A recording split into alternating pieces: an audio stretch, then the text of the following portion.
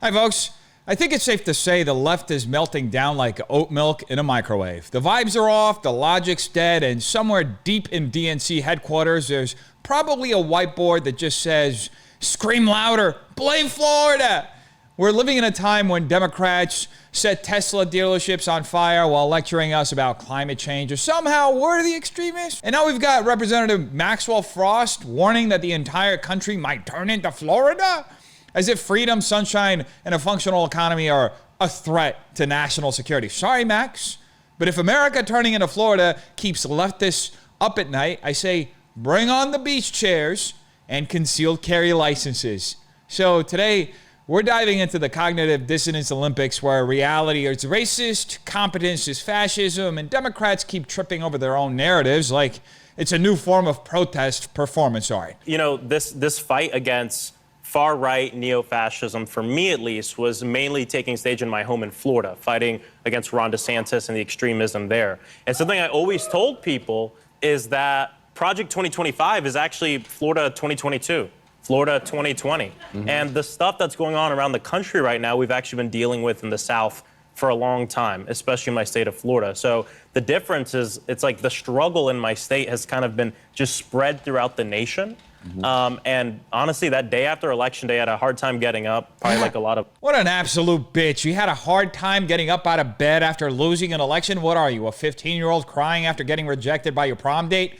Maxwell Frost isn't mourning democracy. He's mourning the end of his party's ideological monopoly. When he whines that America is turning into Florida, what he's really lamenting is that people are waking up and rejecting the bloated bureaucracies, race-obsessed education systems, and authoritarian COVID lockdowns that his party championed. Florida was a canary in a coal mine. DeSantis proved you could defy the narrative, defend individual liberty, and still win elections by landslides. That scared the hell out of Democrats because it exposed just how little public support their agenda actually has outside media echo chambers and university safe spaces. Frost's rhetoric about neo-fascism is a lazy smear meant to pathologize normal political disagreement. It's also next-level projection. The real extremism isn't coming from Florida. It's coming from the party that celebrates censorship, racial essentialism, government overreach as moral imperatives, and transing kids. And guess who that is? That's you. That's Democrats. This isn't about policy anymore. It's about power for them. And guys like Frost are terrified that the cultural slide is shifting before they can finish cementing their grip on every American institution. And since we're on the Democrat low IQ train, might as well just roll through a bunch of Jasmine Crockett clips, because you know she can't keep her mouth shut and this stupid in. So let's see what she's been up to. It is time for us to unite instead of allowing them to continue to divide us, because that is why we are in the mess that we are in right now. It's because we allowed them to play in our faces. And I am here to tell you that while it may seem like we are going through some hard times, and yes we are, because we got a fool that's sitting in the White House, nevertheless, we are a resilient people, and we will win, and we will survive. Because if you looked out the window on somebody's birthday, well, it didn't really look like a celebration at his little bootleg party, but it did look like a real party around the rest of this country, because we, the people, stood on that day and we said that there are no kings. So let me be clear, on every single day, I need y'all to remind the people that were elected to serve you that they work for you. And speaking of reminding people, who's going to remind Democrats that the last time America had a king was in 1776 and we sent him packing? Because listening to Representative Jasmine Crockett, you'd think her job is to deliver Instagram affirmations, not actually serve in Congress. Her speech, if you can even call that parade of platitudes a speech, is a perfect snapshot of where the left is right now. All vibes, no vision. She calls for unity while calling the president a fool, denounces division while blaming shadowy forces for playing in our faces, and then somehow pivots to birthday parties and ballet like she's pitching a Hallmark movie written by ChatGPT on a malfunction. What this reveals is a political class trained in emotional manipulation, not leadership. One that replaces policy with personality, logic with lived experience, and argument with aesthetic. The real crisis isn't who's in the White House. It's the fact that we've bred an entire generation of politicians who treat politics like spoken word, slam poetry, therapy sessions.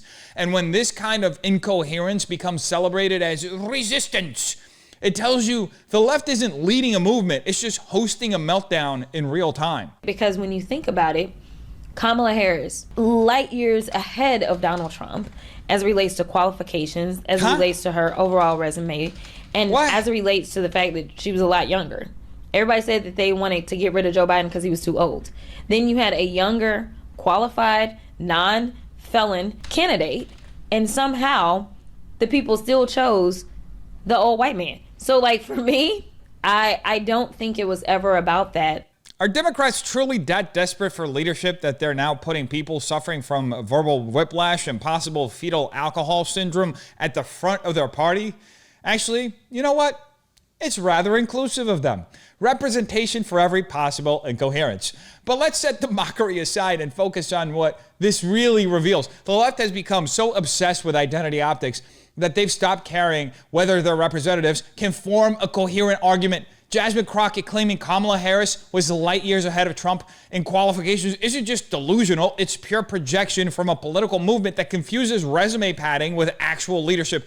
Kamala flamed out in the 2020 primary before a single vote was cast. She was then DEI into the 2024 candidacy. Yet we're supposed to believe she was the obvious choice? The left pushed Harris not because voters wanted her, but because elites did. Because she checked the right demographic boxes in a party that treats race and gender as credentials and treats voter rejection as proof of racism. So what we're witnessing in the left is a slow collapse of meritocracy under the weight of progressive dogma, where any electoral outcome that doesn't affirm their narrative is labeled a moral failure by the electorate, not a strategic one by the party. And you have to look no further than The View to see them throw up those hypotheses as though they're fact. It is sick. It is really sick. And anybody that supports it is also sick. And so, we've got a mental health crisis in this country because everyone, no matter how you affiliate yourself,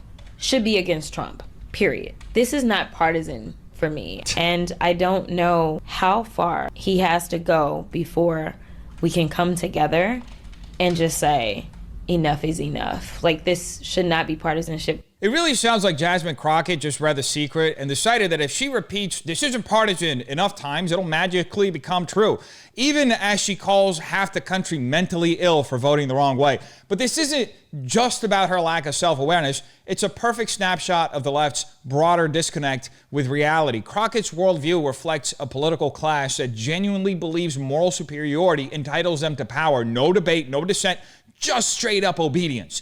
The irony is, labeling Trump supporters as sick while begging for national unity, she's not building bridges, she's setting them on fire. This kind of rhetoric doesn't persuade, it straight up polarizes. It tells working class Americans, small business owners, and independent voters that their very existence is unacceptable unless they submit to elite-approved narratives. What Crockett reveals, loudly and embarrassingly, is that Democrats no longer understand the country they claim to represent. They want to unify America. They want to shame you into silence, dress it up in identity politics, and pretend the emperor is naked, shoulder pads and all. That No King demonstration is going to do something? I hope so. I think that it's good to be in community. Right now, a lot of people are like, what can I do? And I feel helpless and that kind of stuff. But literally to show up and to see that there's so many like-minded people, as soon as you get off of X, you can find, like-minded people, right? And so, like, seeing them in person and being in community and having that it's astounding. It makes you say, you know what? I'm not crazy, okay? Right. And I'm not alone. Exactly. Yeah. And Whoopi says that all the time. We're not alone, and that proves it. It does. It really does. Anyway, in recent months, Trump has called you, quote, a low IQ person. He's right. And a low life. He's right. Do you take that as a sign that you're doing something right? I hope he also calls her a lawyer. That's another thing that she is. No, he did not. He did not. He's good at projecting, is what I'll say to that. But, I can't imagine being the president of the United States with everything that's going on in the world and worried about a sophomore in the House. Well, you're a powerhouse, darling. Don't minimize. The View is so far up Jasmine Crockett's ass, you can practically see the toilet paper dangling from Joy Behar's nose. But beyond the obvious sycophancy, calling Crockett a powerhouse is actually useful. It shows us exactly what qualifies as leadership in the modern left: incoherence, identity, and indignation.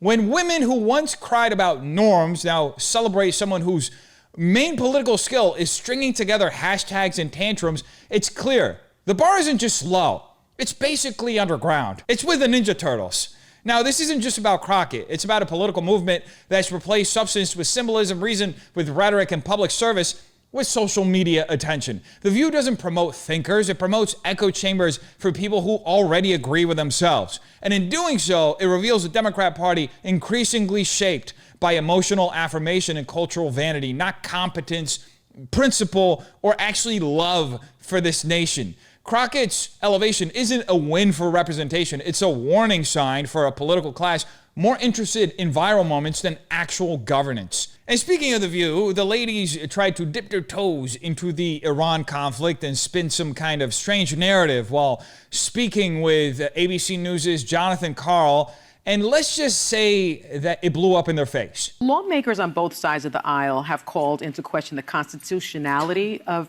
Donald Trump's actions. He bypassed Congress, potentially violated the War Powers Resolution. I believe this is certainly a clear violation of international law, at the very least. Democratic House Leader Hakeem Jeffries accused the president of misleading the country as to his intentions. What do you think are the possible ramifications that President Trump could face for arguably overstepping his authority? Well, look, constitutionally, only Congress has the power to declare war. The War Powers Act would make it seem very clear you need to have congressional approval on this. But president after president after president has launched military action without the approval of Congress. Yeah. And Congress, under Democratic and Republican leadership, has complained the president is violating the War Powers Act. This is not new. I mean, I go back. I covered Bill Clinton and the military strikes against Kosovo back in 1999. Again.